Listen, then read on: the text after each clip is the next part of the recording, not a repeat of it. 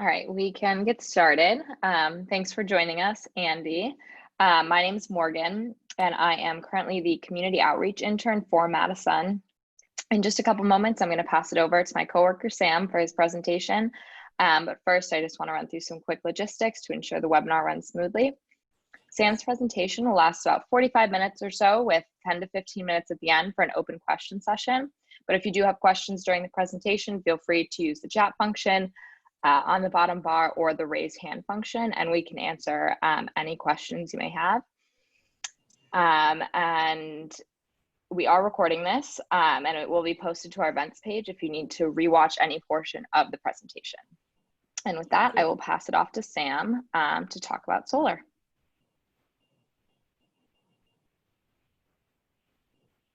Oh, you're on mute, Sam. All right, thank you everyone for joining us. Let's start this again. So it's a really small group tonight, but definitely thank you very much for tuning in on this lovely evening.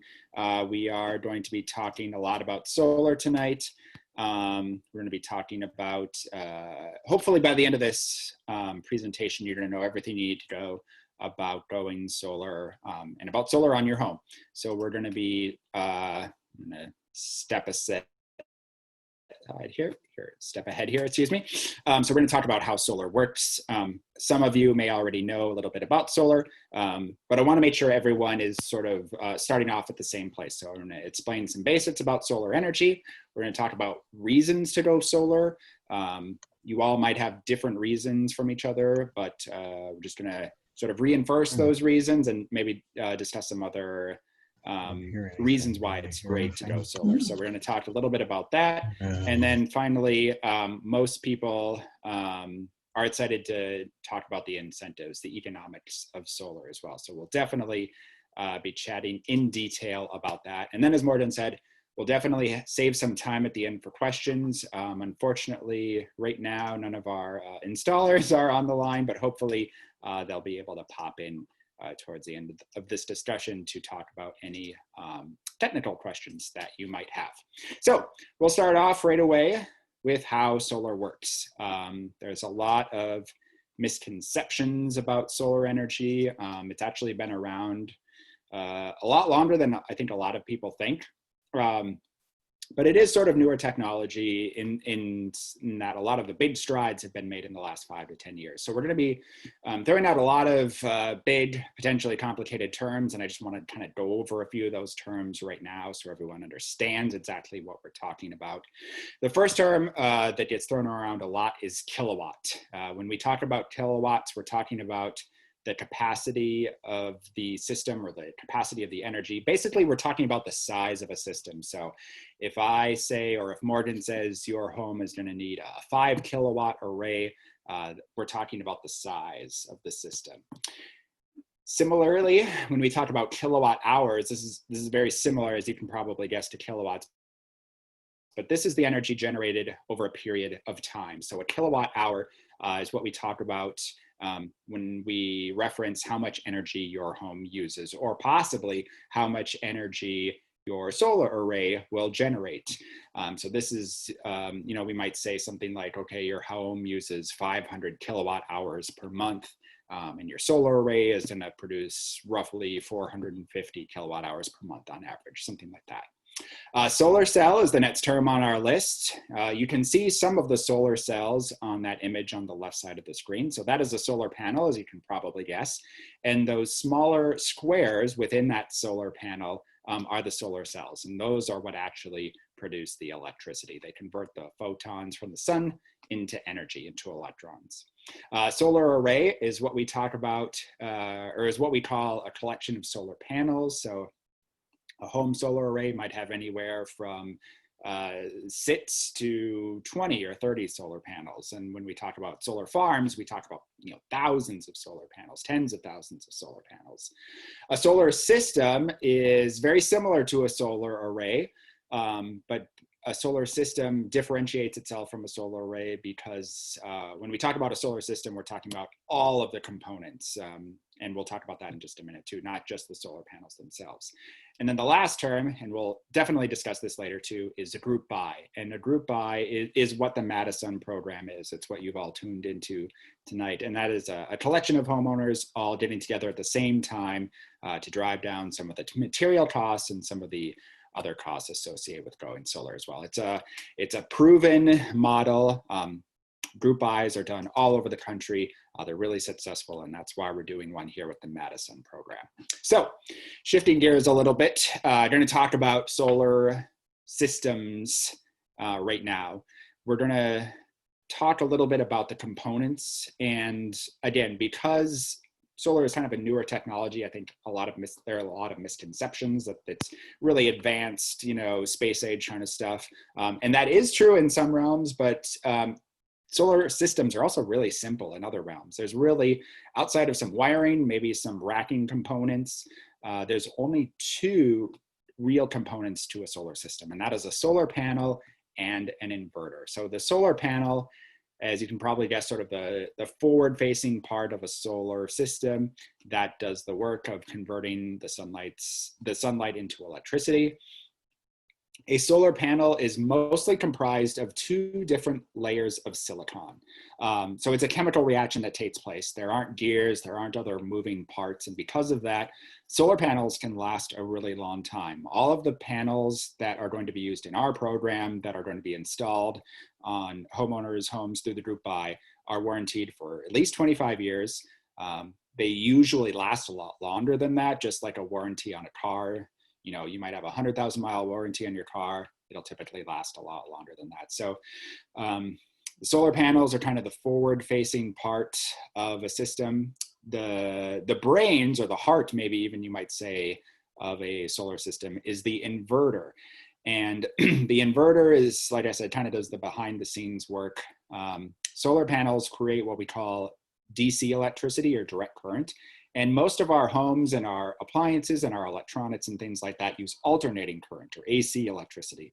So what the inverter does is it converts that direct current that's produced by the solar panels into alternating current, into usable electricity for your home. Our inverters have 12-year warranties. There is the option to purchase an extended warranty for those inverters. That's kind of a good idea. Typically, the only maintenance really involved in a solar system is occasionally, you know, those inverters will have to be swapped out. Like I said, though, I shouldn't really say occasionally, maybe once or twice over the entire lifetime of your solar system. And by purchasing that extended warranty, that helps alleviate some of those costs. So that's an option. Definitely does not have to be done though. Another thing to talk about with inverters is this is, you know, like I said, this is kind of the brains of the system. There's a lot of technology involved in the inverters. There are inverters now that, almost all of the inverters, I should say, connect to monitoring equipment. So you can either, you know, log on over the internet or a phone app and see how much electricity your system is using. There are inverters now that are also coupled with electric vehicle chargers as well. So the electricity, when your electric vehicle, should you purchase one, and should you purchase one of these inverters, it will actually bypass the conversion part. So you don't lose any electricity in that conversion. You do lose a little bit of electricity in the conversion from DC to AC. But that is another option for inverters as well. So there's some really cool technology and things happening with inverters out there that I think a lot of people don't always think about, because a lot of times when people think about solar systems and solar arrays, they think of panels, which is definitely very common. So we're going to talk a little bit now about how the entire system works. And when we talk about solar systems or solar arrays, we primarily are talking about grid-tied solar arrays. There is this notion that, you know, if you go solar, you're off grid, you know, you're going to be able to withstand the apocalypse, things like that. That is an option. Going off grid is an option. It's very expensive, however, and you do have to make actually a lot of lifestyle changes as well. So most of the systems, I'd say 99% or more, are what we call grid-tied solar arrays. And that means you're still tied into the grid. And that's really good, actually, for a couple of reasons. And I'm going to talk about that right now. So in a normal in a normal home, electricity comes in off the lines from the grid, goes through your meter, goes through your circuit panel, and then goes off into your appliances and electronics. With a solar array, what happens is the sunshine hits your panels here. Those panels, like I said, create direct current, which goes into your inverter. Your inverter converts it into alternating current, or AC electricity, and that flows again through your circuit box and then out into your appliances. At times, when your solar array is not producing electricity, typically at night, sometimes on really cloudy days, you are still able to take in electricity off the grid. So it's a really nice way of making your home and making your energy use basically seamless. You're not going to notice any difference, when you're on your computer, when you're watching Netflix at night versus when you're doing it during the daytime. So it's really, for convenience and for ease of use, a grid-tied solar array is really great. The other reason why a grid-tied solar array is really great is because oftentimes, especially during the day, more so sort of pre-COVID era, when people went to work during the day and their homes weren't using a lot of electricity, their solar arrays still were producing a lot of electricity. So what happens is when your solar system is producing more electricity than it needs, the inverter, rather than sending that out to your appliances, actually sends it back through the meter, and there's a different meter that gets installed by your utility, and then it goes on back out onto the grid, and it flows down to your neighbor and your neighbor's neighbor, et cetera, and your meter actually dials backwards, and we call this net metering. And net metering is really great because it sort of acts as a virtual battery. If you don't want to go through the time and the expense and the hassle to install battery backup or battery storage in your home, having a grid-tied solar array and having net metering policy through your utility, and pretty much every utility does have some sort of net metering policy, is really, really great, especially, like I said, not only for your consumption, but more so for your utility bill, for your electric bill. So what happens is, during the daytime, when your solar array is producing more electricity than you need, as you can see, this animation goes a little bit faster, it actually dials backwards. So it dials clockwise. And then at night or on cloudy days, or even times when you're consuming more electricity than what your solar panels can produce, then your electricity will dial back forward again. And essentially, all you have to do is pay the net of your meter. This is why we call it net metering. So in a way, it's sort of, you're building up credits throughout the day that you can use during times when your solar array isn't producing electricity. We call it rollover electricity, for those of us that remember rollover minutes on a cell phone. This is sort of the best analogy we can use. So essentially what you're doing is, if you're using, like I said, 100 kilowatt hours of electricity and your solar array is producing 90 kilowatt hours of electricity, you're only going to have to pay for 10. So net metering is really, really great. And I'm a visual learner, so this is a visual interpretation of sort of what net metering looks like.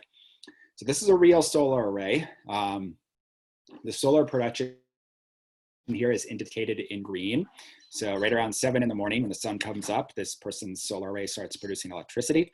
It continues to increase its production through about noon or 1 o'clock. And then as the sun begins to dip on the horizon, the production falls off until the sun sets.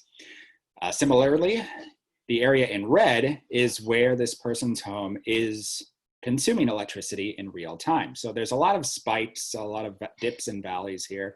A lot of these are, things like refrigerator cycling, maybe an air conditioner coming on, something like that. As you can see, though, this home's electric consumption is not very consistent. It's pretty spiky, whereas the solar production is actually very consistent. It's a very smooth, linear, very smooth curve here.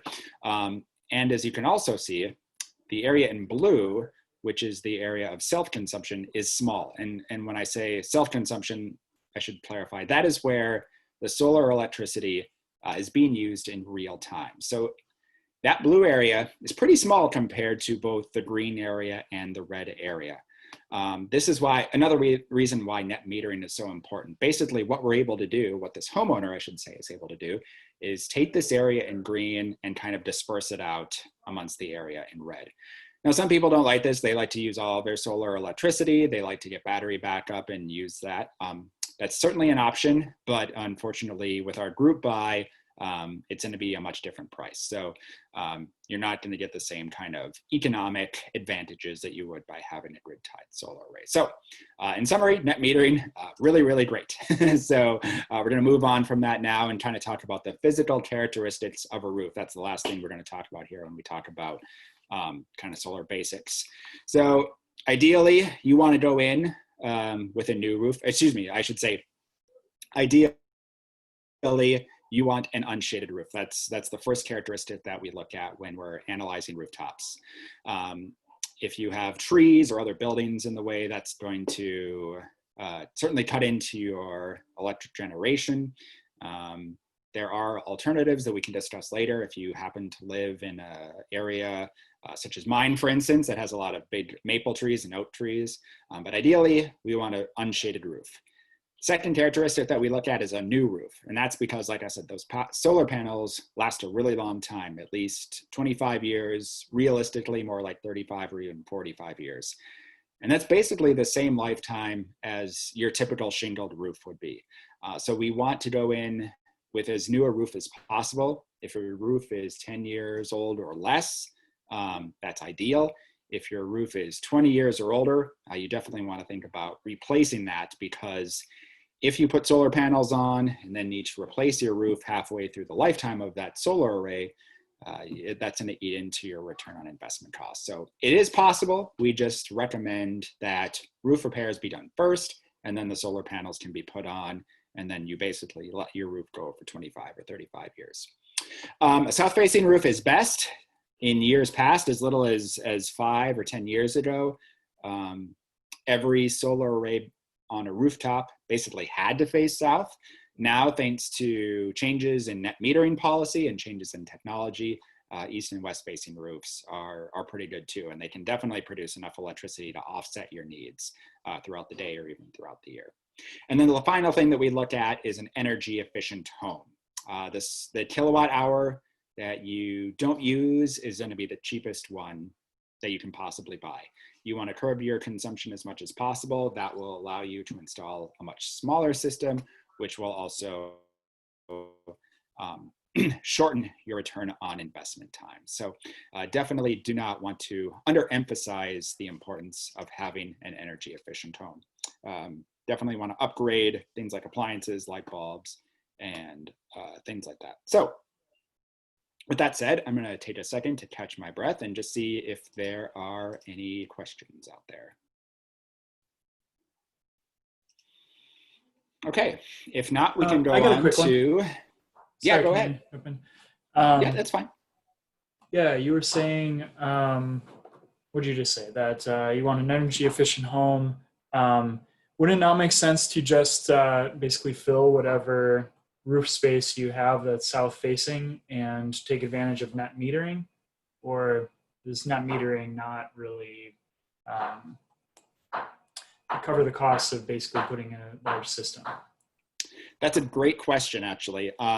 You do not want to just blanket your rooftop in solar panels. I know that seems like it would be the best idea, but there's a few reasons not to do that. One, and this is the main reason, is the utility probably will not allow you to do that. They won't interconnect you.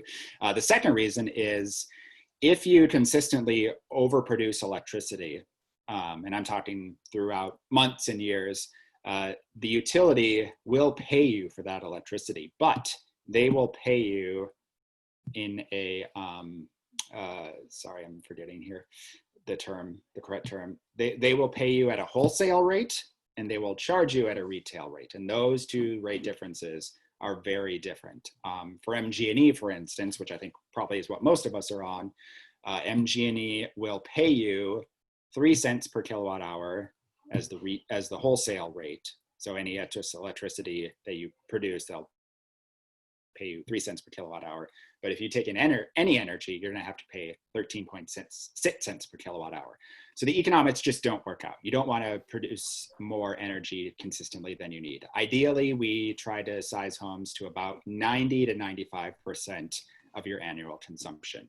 And this is just the sort of the Goldilocks zone of, not consistently overproducing electricity, but using or generating all of the electricity that your home will need.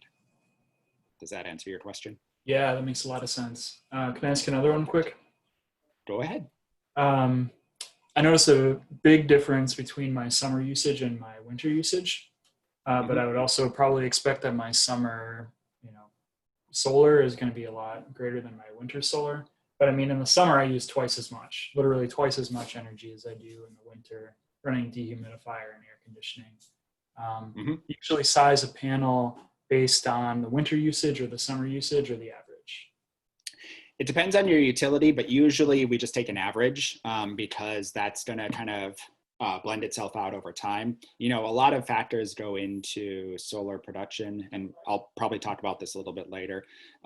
Everything from your utility to weather actually comes into, how much electricity you consume and how much electricity you produce. So our contractors are really good at sizing arrays. Morgan is also very good at giving pre-assessments. So we just take an average because it tends to sort of all blend together over time. So that's sort of how those homes are assessed. Excellent. Thanks a lot. Yeah. Okay. Let's move on to reasons to go solar, as if you needed any, right? The first one, and these are kind of, these also sort of get tied into misconceptions that people have about solar. The first one is that Wisconsin, being a northern state, doesn't receive enough sunshine. So this right here is a map of how much sun strikes the earth over the course of a year. So as you can probably guess, areas like California, Arizona get a lot of sunshine. Areas in the Pacific Northwest, Seattle, Portland, don't get quite that much. In Wisconsin here, we're kind of in the middle. Not as much as the desert Southwest, not as much, or much more than the Pacific Northwest, or even the New England states as well, and also much more than Germany. The reason Germany is on this map is Germany has made a significant investment in solar. They get anywhere from about 5 to 15% of their annual production each year from solar electricity. And Germany is 100% located north of Wisconsin. So even the southernmost parts of Germany are actually further north than Wisconsin is. They don't get nearly as much sunlight as Wisconsin. And Wisconsin, even though we get a lot more sun, we don't take nearly as much advantage of it as we should. We get less than 1% of our annual electricity from solar. That number is going to go up over the next couple of years due to some larger utility scale solar projects, but we're still lacking. And the important thing to take away from this slide is, we have the ability here in Wisconsin to produce more of our electricity through solar, but we aren't. So if a country like Germany can do it, Wisconsin can definitely do it as well. Solar is also really reliable. We get a lot of crazy weather here in the Midwest. I used to be a meteorologist, so I really like to talk about this topic. Solar can withstand large hail, it can withstand hurricane force winds, and it can also, it obviously can withstand snow, but the other concern that a lot of Wisconsinites have about solar is winter months, obviously. Not only is it cold, but we have to be worried about snowfall, right? If snow falls and covers our panels, it is very true that those solar panels are not going to work. The good thing, however, snow rarely stays on solar panels for a long period of time. As you can see from this image, they're a darker color. They're usually a black, sometimes a navy blue. They're almost always mounted at some sort of an angle. Usually it's flush mounted to your roof. If your roof is extremely steep, or I should say more so if it's a flat roof, they're going to tilt those panels up to a different angle to maximize the sunlight. But it's always at an angle. It's a darker color. There's always electricity flowing through it as well. So those solar panels stay a little bit warmer. So snow almost always will melt and slide off on its own. There are occasionally times throughout the year, if we get a really big snowfall and also followed by a really harsh cold snap, where snow will stick on your panels for 2, 3, 4, maybe even 5 days. But ultimately, like I said, those panels will melt, the snow, will melt off those panels on its own. We definitely do not encourage people to try to remove that snow, especially if it's on a roof, like a 2 or 3 story roof. You can definitely do a lot more damage to the panels and also potentially yourself by trying to get the snow off there. So ideally, like I said, just let that snow melt and slide off on its own, because it will do that for you. Another reason, why solar is really popular right now is it has become really affordable.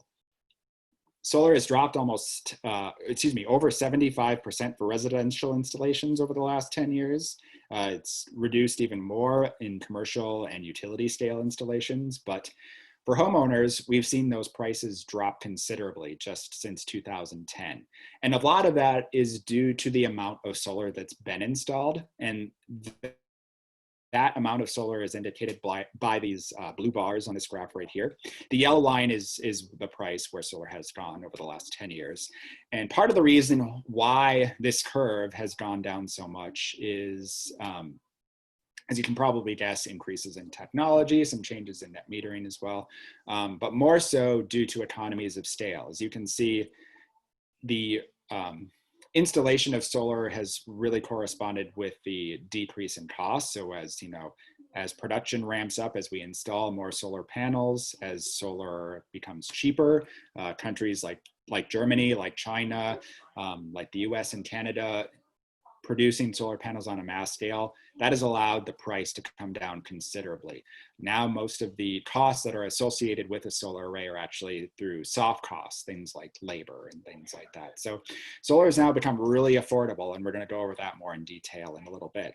But it's also, by installing solar, is able to increase the value of your home. So this was a study done from the National Renewable Energy Laboratory in Colorado. It said that solar homes sold for faster and for more money than equivalent non-solar homes. So what this basically means is, if you and your neighbor, let's say you both have, live in the same subdivision, you both have similar houses in terms of age and size and things like that. If your home has solar panels on it and your neighbor's does not, your home is going to sell faster and for more money. And that's because if a homeowner is looking to purchase a new home and they see one that has an electric bill of maybe $10, $20 a month, and another one that has an electric bill of $150 or $200 per month, obviously they're going to choose the home that has a much lower utility bill, right? So it's a way of increasing the value of your home, and also potentially, increasing the resale value as well. So really exciting news there too. Another way that solar has become really popular, especially in the last 6 months, is this is a way for us to create local homegrown jobs. These are not professions that can be outsourced to other countries. We need real folks, boots on the ground, installing these solar arrays. And it's a really great way to add some money, some revenue to the local economy. This person right here is one of our installers, Michael. He works for Midwest Solar. We're going to talk a little bit about that company too coming up in just a minute. But it's a great way to sort of help out the local economy, especially in rough economic times like these. I would be making a big mistake if I didn't talk about the environmental effects of solar. It's a big reason why a lot of people put panels on their home. Over 25 years, an average solar array, and that's about a 5 kilowatt solar array, will offset almost 120 tons of carbon dioxide. It will offset over 200,000 miles of driving and over 14,000 pounds of coal. So definitely some environmental benefits there as well.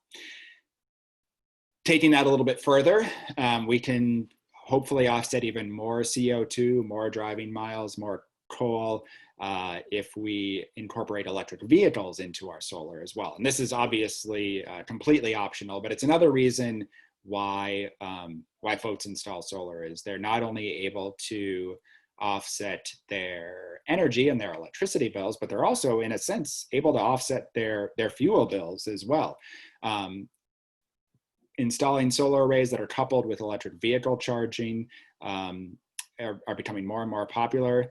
It's really easy to size these arrays, even if you don't have an electric vehicle yet, we basically just know that we need to add on a few more panels to your typical electric use, and that will offset whatever charging will typically need to be done. So it's just basically just another way of increasing, or I should say shortening, the time of your return on investment. So definitely something we can talk about a little bit later too, if you're interested in electric vehicles. And then finally, the other main reason, I should say the main reason why so many people are installing solar now is you're able to save money. You're producing your own electricity, you're lowering your electric bills, and that is all said without incorporating rising utility prices, rising utility rates, I should say. Utility rates typically increase at about 1 to 3% per year. So even without taking into account those rising rates, you're still going to be able to save literally thousands of dollars by installing a solar array. So why install solar? It works. Even in a state like Wisconsin, it's becoming more and more affordable. We're going to talk exactly about how affordable coming up too. It can increase the value of your home. Maybe you're a younger person, maybe you're expecting to sell, maybe not right away, but maybe in a few years. It can increase the local economy. It can increase the amount of jobs in our community. You can power your vehicle through it as well, fuel your vehicle in a way. You can certainly help offset some of the environmental factors too. And then of course, save money. Hopefully, your reasons for going solar, maybe are many of them, maybe they're even all of them, but there are a lot of reasons to go solar, which is why we sort of list all of these here. You don't have to pick just one. In fact, we hope you pick all of them. And we don't, here at Renew, we just want to see folks install solar. So that sort of wraps up the second part of our topic. I'm going to go into the economics and the incentives here in just a moment, but I'm just going to pause real quick again to catch my breath and see if there are any questions on that part of the presentation.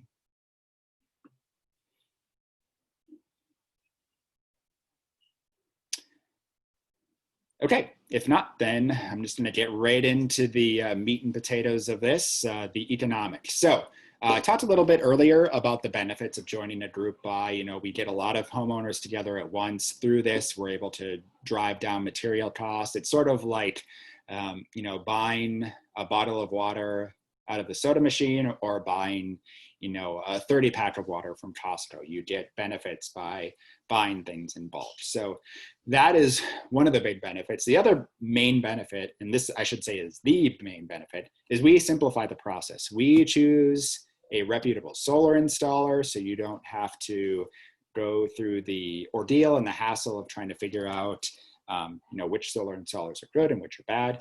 We also negotiate a set price, so you know exactly how much your system is going to cost, with a few very minor exceptions, usually optional exceptions. There's a set price, and that set price usually amounts to anywhere from a 6 to a 17% discount. So the price that we're offering this year is $2.93 per watt for North American made solar panels and $2.88 per watt for imported panels. And the only reason really for that difference in price is because the North American panels are a little bit more efficient. So the solar panels are all the same size. The North American panels will generate 370 watts each, whereas the imported panels will only generate 320 watts each. That said, if you have, let's say, a 4.3 kilowatt array comprised of North American panels and a 5.3 kilowatt array comprised of imported panels, they're still going to produce the same amount of electricity. So the only real difference is just the efficiency and how much electricity is made per panel. So now we're going to go into some incentives. The first incentive that I want to talk about is Focus on Energy. Focus on Energy is a statewide program. A lot of what they do is energy efficiency measures, but they also have a whole slew of incentives, everything from free light bulbs to rebates on things like solar panels and solar arrays. There are, however, some qualifications that you need to meet in order to receive a rebate through them. Your home has to, or your rooftop, has to be 10% or less shaded. So if you have a lot of trees, you're not going to be able to get one of those Focus on Energy rebates. It also your rooftop has to be within 90 degrees of due south. So what that means is your roof has to either face due south or over to due west or over to due east. Basically, your roof can't face north, or at least the part that your solar panels go on cannot face north or northeast or northwest, things like that. This slide already needs updating. I forgot to update it before this talk. Just this week, MadiSUN Energy had to change their incentives a little bit because so many people have been installing solar this year. So they are now switching. I should just X out this $200 per kilowatt and this $1,000 cap. They're just going to a $500 set cap. So whether you install a 3 kilowatt array or a 20 kilowatt array, you're going to get a $500 rebate, assuming you meet those other criteria. And unfortunately, I believe that $500 bonus for rural residences is also has also been exhausted this year too. But good news is, if you meet that other criteria, you can still get a $500 rebate through MadiSUN Energy. The bigger rebate that I think a lot of people are interested in, especially this year, is the federal tax credits. So those federal tax credits up until last year had been at 30% for a long time. This year, those tax credits are starting to be reduced. So this year they are at 26%. Next year, they will go down to 22%. And then in 2022, for residential installations, they go down to 0. So that tax credit goes away completely in 2 years, unless something happens in Congress. Hopefully it will, but we definitely are not going to account for that. So it's really hard to make up those percentages in materials cost and other things like that. We saw earlier how that curve for solar was declining and was continuing to decline, but it wasn't declining nearly at the same rate that it was 5 years or so ago. So tax credits are a really important way of getting a big rebate essentially for your solar array. It can comprise a really substantial amount of the price. And then once you have some of those incentives and those rebates figured out, we can also talk about financing. A lot of people assume that all of this money has to be paid in cash through savings or through other, cash on hand, I should say. That is definitely one way that you can pay for a solar array. However, there are other options too. A lot of folks use a home refinance loan. If you don't have enough equity built up in your home, you can also just apply for a solar specific loan. And that can be done through organizations like the Clean Energy Credit Union. Morgan's gonna put something up on there. So this is just one example. There are other credit unions and other banking and financial institutions out there now that will offer solar specific loans. So it's really a great way to, even if you don't have, $10,000 on hand right now, you can apply for one of these loans. Typically, it's very little to no money down. The rates, of course, vary depending on your credit score and things like that. But basically, this is a way for you to install a solar array, get the financial benefits right away up front, and still be able to do this even if you don't have, thousands of dollars in cash laying around, which is a really great option. It didn't always used to be this way. So it's really important that we let everyone know that there are third-party options available to make solar financing a possibility. So now that you know kind of all of the background items and incentives and benefits and things like that, we can do a cost exercise. So if we take a 5 kilowatt array, 5 kilowatts is the average sized array for a Wisconsin household. If we apply that to our group buy pricing, I use the $2.93 per watt, just so you get an idea of like the maximum cost that it would be. That amounts to $14,650. If we apply our MadiSUN energy incentive, oops, that should be 500. So this is going to be a little bit off, so I apologize. If we apply our not 30% tax credit, but 26% tax credit, that reduces it by an additional almost $3,600. And that leaves us with an out-of-pocket cost of a little over $10,000. So that's probably going to be closer to $11,000 admittedly, but still a pretty substantial reduction in cost. And with we know that cost, we can also assign a value to our solar array or our solar system. So if we take that same hypothetical 5 kilowatt array, usually in Wisconsin, we get around $1,500 of annual production time per year. So this means we basically get 1,500 sunny hours in Wisconsin each year. And by multiplying those two together, we can essentially figure out that our solar array, our 5 kilowatt solar array, will produce about 7,500 kilowatt hours of electricity per year. And if we know that, we can multiply that by our utility rates. So depending on what utility you are on, your annual savings are going to differ a little bit.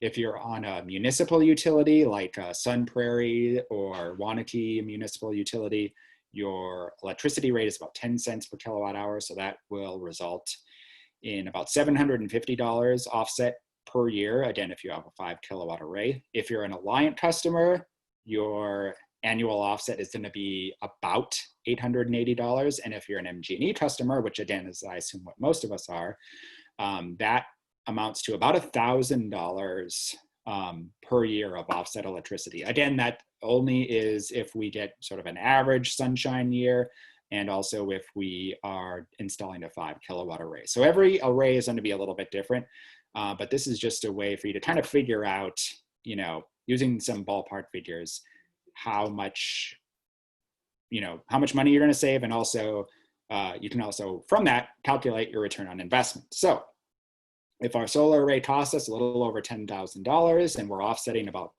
$1,000 per year, it's a really simple calculation. It's going to be about a 10-year payoff.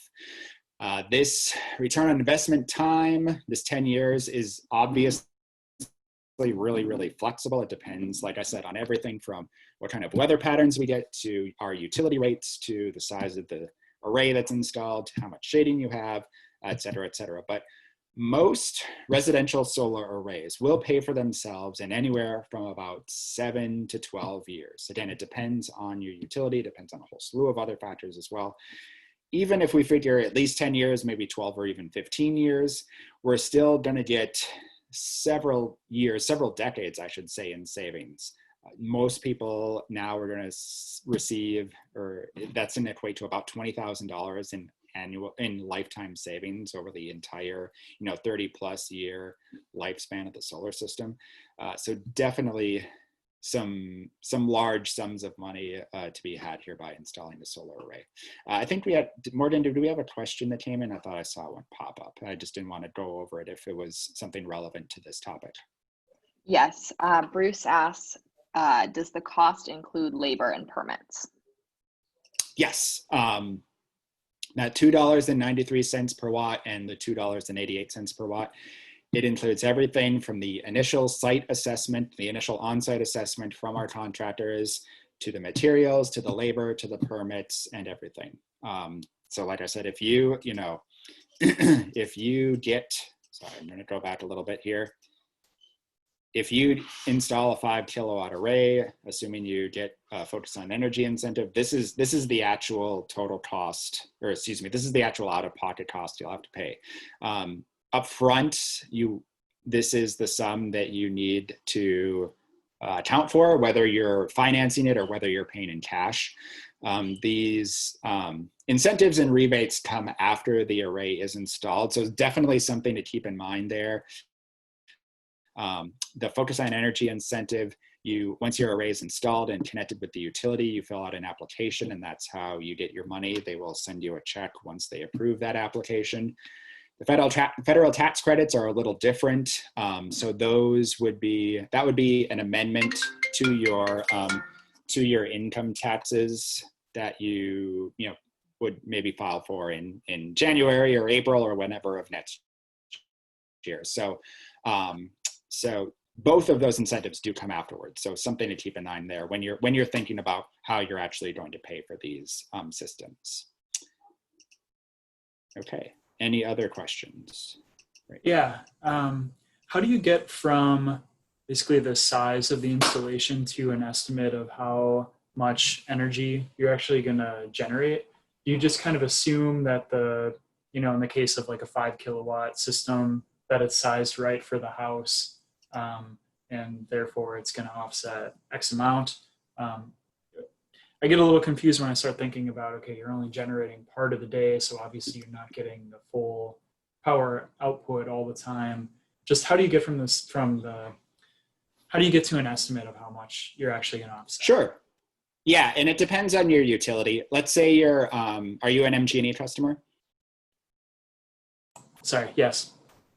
Okay, so what we do with MG&E is we look at your average electrical use throughout the year. So let's take my house, for instance. It's around, I think about 450 kilowatt hours. So what we do is we figure out what size solar array we need basically to produce over the course of a year, 450 kilowatt hours times 12, right? So we figure out how much electricity you need to offset an entire year's worth, divide it by 12, and that's basically the size of the array you need. So I guess the easy way to say this is every solar array is custom tailored to your home's energy use. It's not necessarily custom to the size of your roof or the size of your house even. Morgan and I have both seen a lot of houses where, especially maybe really big but new and efficient modern homes need a smaller array than, say, a home from the 70s or the 80s that might not be as efficient and might even be quite a bit smaller. So more so really even than the footprint of your roof that we look at your electric consumption, which again is why we want to tell you to be as energy efficient as possible, to shrink that use down. That way it's much better to install a smaller array that will still offset the same proportion of your electrical use each year. Does that make sense? Yeah, I think so. You use your house as an example. What size system did you end up having? I don't have a system, actually. I have three large silver maples in front of my home. Yeah. So, but my home, it's about, I think 1,600 square feet. And we use, like I said, about 450 kilowatt hours per month. Obviously, it varies quite a bit, like you said, between the summer and the winter months. But thankfully, MG&E has some really favorable net metering policies. So they're actually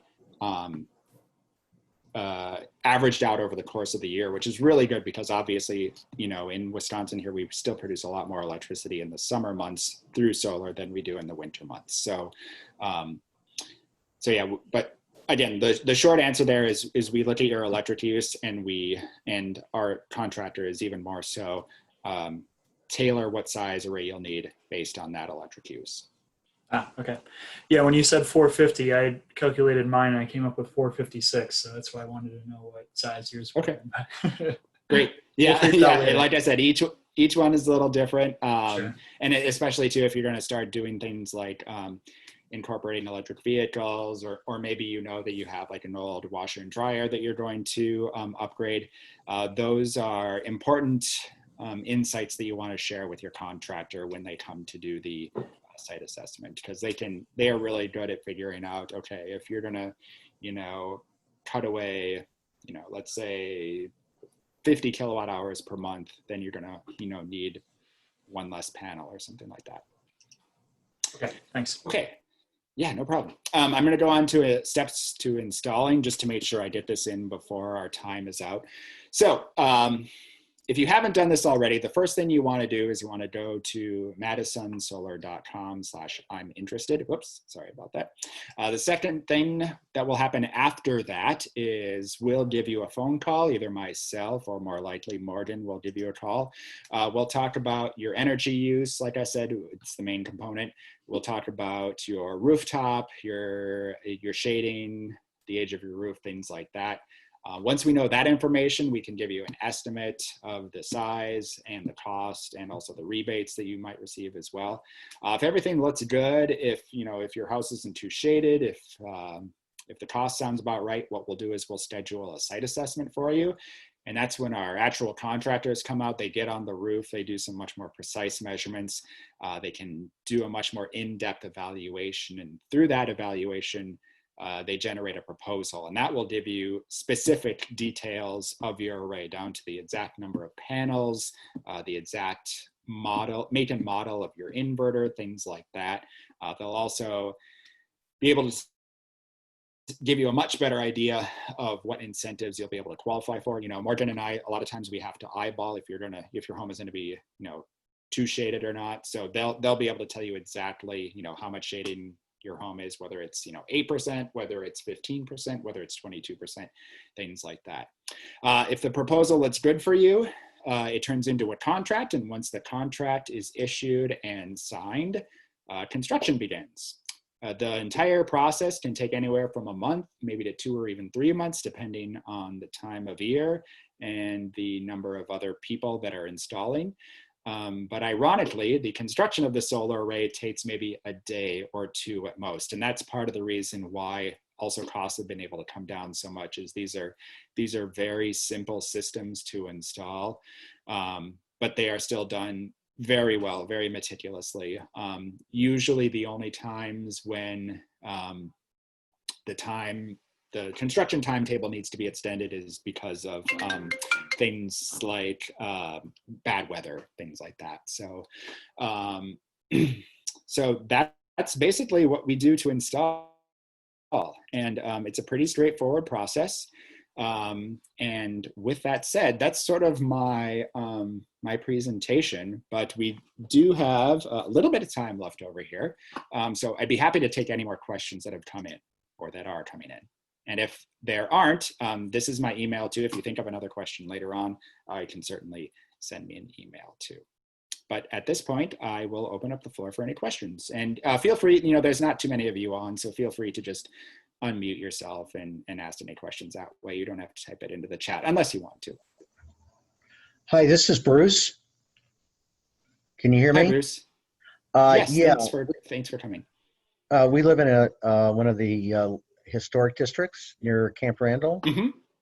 Okay. How are you having any difficulty getting approvals from the Landmark Commission? That might be a bigger question for Morgan. I have not had any trouble with that this year. We did have one home.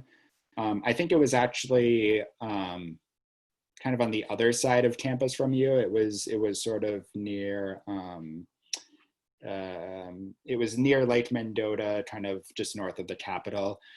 There are some extra precautionary measures that need to be taken, but we can still do solar in historic districts. I think it largely depends on what kind of the exact, building or home or facility that you have, but it is possible. Morgan, do you want to weigh in there? Have you had any trouble with that so far this year? I have not run into any trouble with that this year, but I also would say I haven't talked to that many people that have said that their homes are in historic districts. It's a great question for the contractors. I'm not sure if they would have any more insight on that, but unfortunately they are not here. So, okay, yeah, as far as I know, okay, great, thank you. Yeah, as far as I know, there are some more loopholes, or sorry, not loopholes. There are some more hurdles that have to be crossed in order to do that, but it is possible. We've run into more problems with like HOAs and things like that. Homeowners associations not letting people install solar on rooftops that face the street. Sure. Which has been much more of a genuine problem than historic districts have been. So, maybe mention it to your contractor if it gets that far in the process. But as far as I know, it is not that big of an issue. Okay, and but thanks. That's a great question. Yeah, and you work with local contractors, or you pull them in from other parts of the state? Yes. Oh, I'm so sorry. I should have mentioned that. So we have 2 contractors that we are working with for the program. One is Full Spectrum Solar. The other is Midwest Solar Power. They are both based here in Madison. They have been here through the entire time that they have been companies. They all employ local folks. So yeah, it is very much, they are both very much local and sort of mom and pop organizations. So they really understand all of the sort of bureaucratic hurdles that have to go on in the city of Madison. So we're really happy to have them. They have a ton of expertise, both technical and, like I said, sort of on the permitting and the city administration side. Okay, thank you. Yeah.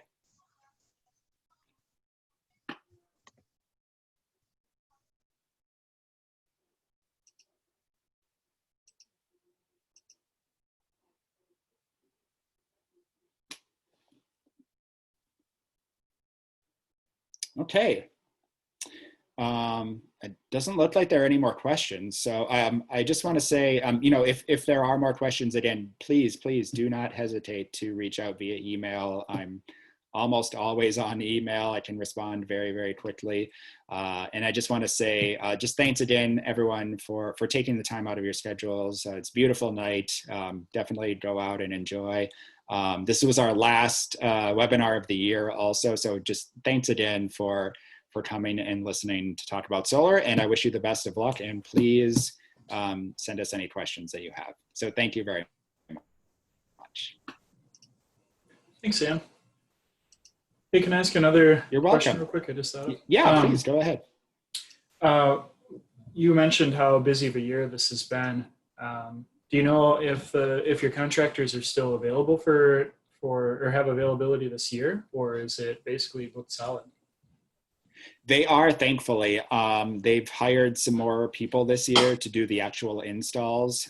We also opened up the program a little bit earlier this year because we were kind of worried about that.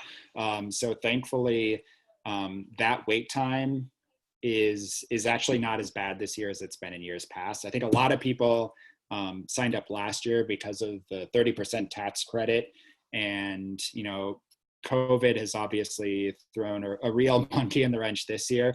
We certainly expect next year, unless something changes, to be equally busy because, going from a 22% tax credit to a 0% tax credit is going to be huge. Going from 26 to 22 isn't that big of a deal. I think there was some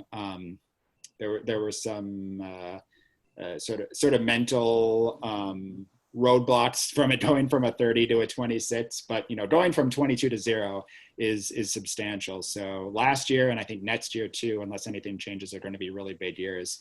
This year has been a big year, but thankfully our contractors are still available through the end of the year. So if you sign up now, you should still be able to get an install before winter, before the end of the year certainly, and you should still be able to take advantage of those 26% tax credits. Okay, that's another question. So you have to have the installation completed basically to figure out what year your credit is. Yeah, it's based on when your installation is actually done. Yep, for a residential installation, it has to be installed and interconnected before December 31st. Okay. There are some exceptions made for commercial installations just because those are bigger and they just kind of take a little bit longer. But for a residential installation, yeah, if you want to receive that full 26%, it does have to be installed and working by December 31st. But again, thankfully, everyone right now, as it stands, should still be able to do that. Understood. And when you're talking about roof life, is it the newer the better? Absolutely, yeah. Ideally, we tell people to install as soon as the glue dries on your shingles. If you are doing something like a standing seam metal roof, which has a much, much longer lifetime, you can basically install at any point. And a standing seam metal roof is ideal because the panels actually just clip right on. There's sort of like C-clamps that clip right onto the seam part of it. But if you are, if you have a 25 or a 30-year-old roof, I definitely implore you to do the roof first. And if that means even you have to wait a year, do that, because even waiting a year, losing out on 4% of tax credits is still going to be better in the long run for your return on investment than if you install a solar array, have to come and have someone disconnect and disassemble that array and then put new shingles on and then reconnect everything. That is going to eat into your return on investment much more than even putting off for one. Thankfully, we have a brand new roof and we face That's perfect. southwest. So the only question is whether it's a little shady or not. Sure. I guess that's the next step. I looked at that Google link and I'd say medium. Medium shade. So Morgan can definitely take a look at that for you if she hasn't already. She's really good at eyeballing that. Okay, maybe I'll give a call tomorrow. Perfect. Yeah, and you know, we like I said, we kind of have to eyeball that, but once you get the site assessment, which again is included in the total cost from the contractor, so they actually get up on the roof and they have this contraption that looks like a big camcorder, and it takes a panoramic shot outward from your roof, and it will tell you, you know, that tree will produce, let's say, you know, 8% shading in February, but it will produce 12% shading in like August or something like that. So it's they do a much more thorough, in-depth analysis. Our pre-assessment basically just kind of gives you an idea. Okay, is your array going to cost, you know, $8,000 or is it going to cost $18,000, something like that? Okay, cool. Well, thanks a lot. Absolutely, my pleasure. Thank you. They're great questions, all of you. Okay, thanks. All right, have a good night. You too.